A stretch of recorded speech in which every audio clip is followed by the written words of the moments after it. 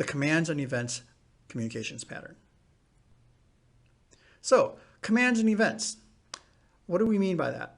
Well, this is data, also sometimes called messages when you're talking about commands and events, that's being sent, as a command.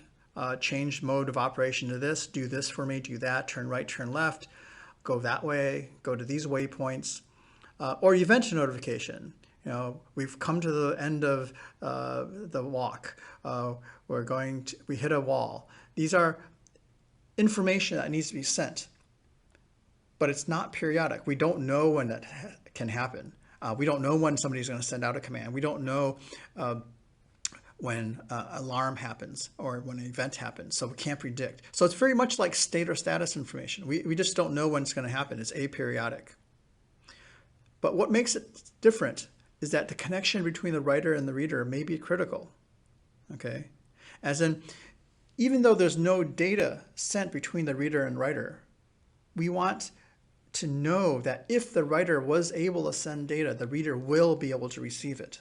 For example, you have an emergency shutdown command. It's attached to your emergency shutdown button. You want to know that if I press this button, the system will shut down. But the only time you're going to press this button is in an emergency. So how do you know that if you press the button, that command will be successfully received by the rest of the system? This is part of the command and event use case. Another aspect of this use case is that all updates must be received in order to be processed correctly. So when you're sending a series of commands, go this way, go that way, turn right, turn left, go up, go down, you have to receive actually all the commands in order. You can't skip a command. Okay? So usually you need what we call strict reliability for commands and events. It's very critical that all commands and all events are received.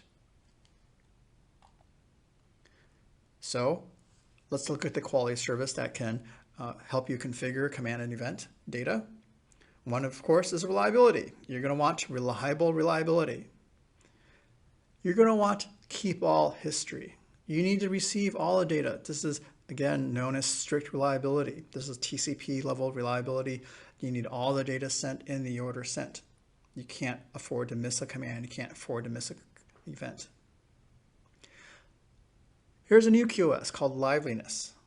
Liveliness can help you determine whether or not the reader and writer is connected, even when there's no data. Okay? Even if there's no command being sent, even when there's no event being sent, you still need to know whether or not you're connected. Lifespan.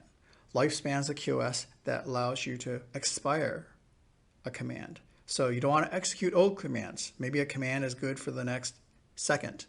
If you start up after that next second, that command is no longer any good. So a lifespan can allow DDS to automatically remove expired data from the system.